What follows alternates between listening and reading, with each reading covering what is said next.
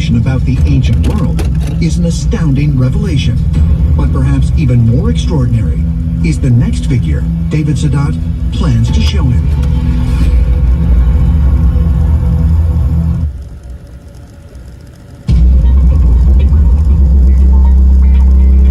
While exploring the ruins of Copan with renowned Mayan archaeologist David Sadat, ancient astronaut theorist Giorgio Tsoukalos has just been treated to an astounding theory concerning the megalithic stone giants that dot the landscape. These were great memory chip banks.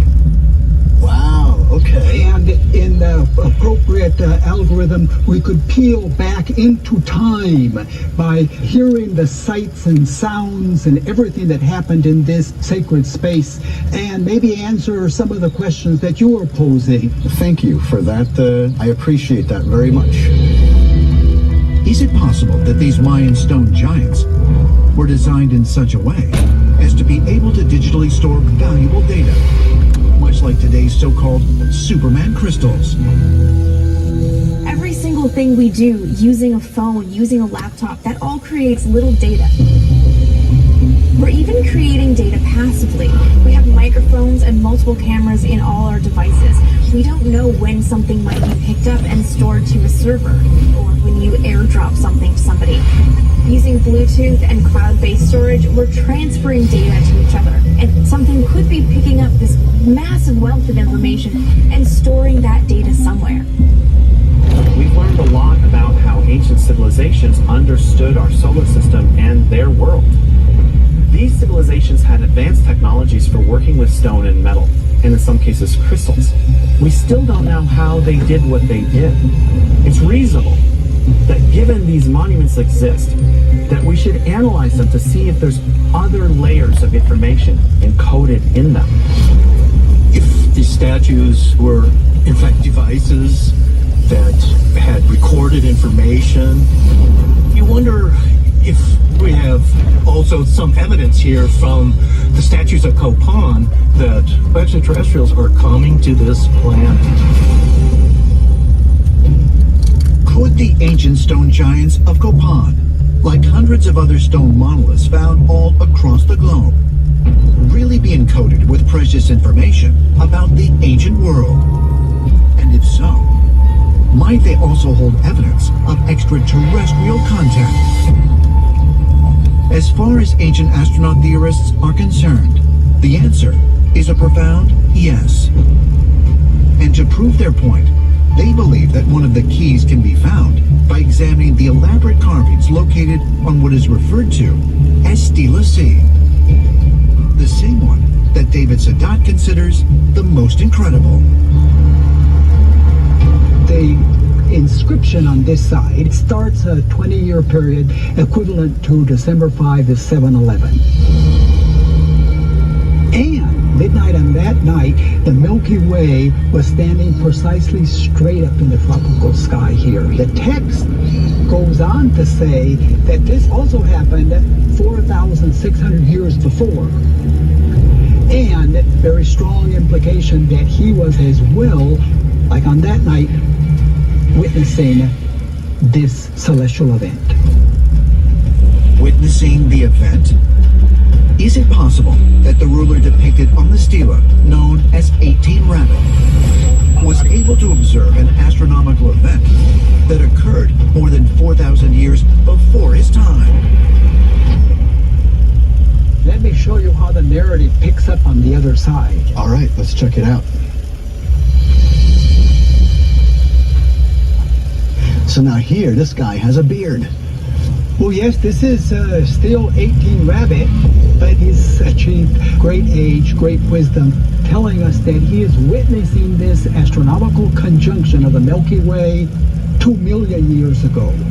2 million years ago. 2 million years So this ago. fella And he here, witnessed it. Now, he witnesses this astronomical conjunction of the Milky Way 2 million years in the future as well. as well. That's extraordinary. These stones have to be seen as the supernatural personas that can travel in time simultaneously backwards and forwards. just blown my mind.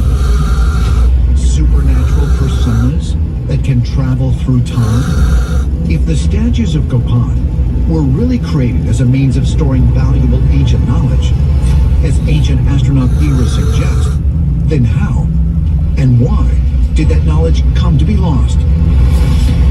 Along with the keys needed to unlock their secrets.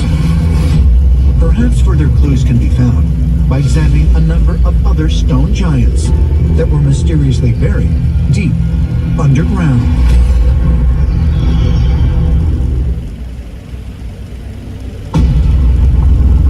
Tula de Allende, Mexico. 45 miles from Mexico City. Standing guard atop a 30-foot tall pyramid dedicated to the feathered serpent god Quetzalcoatl are four imposing warrior figures, each over 13 feet tall. The city's main temple is called the Temple of Quetzalcoatl. On top of it stand four very large columns in the form of warriors. Archaeologists have attributed the figures to the Toltec civilization that preceded the Aztec and occupied the region around 750 AD. Like the Olmec heads of Mexico and the Monte Alto statues of Guatemala, they are carved out of basalt and weigh 8.5 tons each. These giant statues at Tula, they have a range of odd features, but particularly notable are the fact that some have 3 fingers. It's as if these guys are standing inside some pressurized suits. They have these packs on their chest. They have helmets on, and they have what seem to be headsets. While mainstream archaeologists identify the statues as Toltec warriors, their actual identity is unknown. There is, in fact, no way of identifying exactly who sculpted them, when they were sculpted, or for what purpose. Also curious is the fact that they were not found where they stand now. They were found deep beneath the earth, as if deliberately buried. At Tula, they purposely buried these statues. And that would be to remove the power that was also associated with them. You find many statues around the world where there's purposeful vandalism because the belief is you disempower the statue. It seems like superstition, but it seems like the ancients really understood a lot of concepts that we really don't get. The famous statues on Easter Island were said to be alive and to have a power in them. But eventually there was a revolution on Easter Island, and they had to kill the statues. They would snap the neck of the statue. What archaeologists have done today is re-erected them on platforms, put the heads back on. Did these statues actually have some energy or power that the people were aware of and influenced people as well? Is it possible that information stored within the world's ancient stone giants, or the energy they contained, was considered so powerful and so dangerous that they had to be buried or deliberately destroyed? Perhaps further clues can be found by examining exactly where many of these quartz-filled monoliths are located. One thing that we consistently see all around the world is that ancient sites are built on even more ancient sites.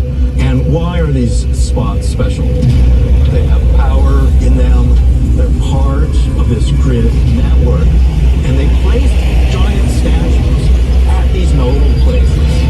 And people associated these statues as having an energy that came out of them. In 1972, Ivan T. Sanderson, a World Mysteries author, noted a distinct pattern that emerged when he plotted locations known for strange magnetic disturbances on a map. His list, which included the Bermuda Triangle, the Devil's Sea south of Japan, and Easter Island, fell in a distinct formation that circled the globe. Other investigators have since elaborated on his work and mapped their own intricate worldwide grids based on sacred structures and electromagnetically charged regions of the Earth. Places like Machu Picchu, the Great Pyramid, Kailasa Temple in India are all considered to be nodal points on the world grid. And what happened in the ancient world is that they would build stone giants where they could tune into this cosmic energy. The world grid is actually seen as an interdimensional doorway, that these places are seen as portals or gateways into other star systems. Is it possible that some highly advanced civilization was responsible for teaching early man not only how to manufacture megalithic stone giants, but what type of material to use and where to place them? And if so, were they positioned to draw energy from the Earth simply to power memory drives? Or could they have served another, even more profound purpose? One that allowed them to transmit not just data, but the extraterrestrials themselves. 43,000 miles above the Earth, 4 magnetospheric multi-scale spacecraft fly in formation through the Earth's magnetic boundaries. Their mission is to record data related to X-points, where the magnetic field of the Earth and that of the Sun briefly merge, forming an uninterrupted portal from the Earth to the Sun. There are studies that are underway right now to determine where and why these portals open. One could easily connect this to the ancient belief that there are portals that bring cosmic energy to the Earth and that the stone statues become vessels of this cosmic energy. Maybe the stone giants are the X portals themselves, where humans can connect with extraterrestrials in an energetic way and possibly even travel there physically to other civilizations through these portals. Portals? Is it possible that the stone giants served as interdimensional gateways, allowing not only data to be transmitted and received, but also extraterrestrial life forms? The idea that these statues were buried raises the question as to, should they have been left buried? If they were conveying extraterrestrials, have we potentially reactivated them by unburying them and putting them into their original locations? The stone giants that we see scattered around the planet represent a profound cosmic truth. And that is that we once were connected with the divine beings or the celestial beings. And we've lost that connection. So by replacing those stone giants or recovering them, we're actually reconnecting ourselves with these divine beings, with celestial beings, through these stone statues.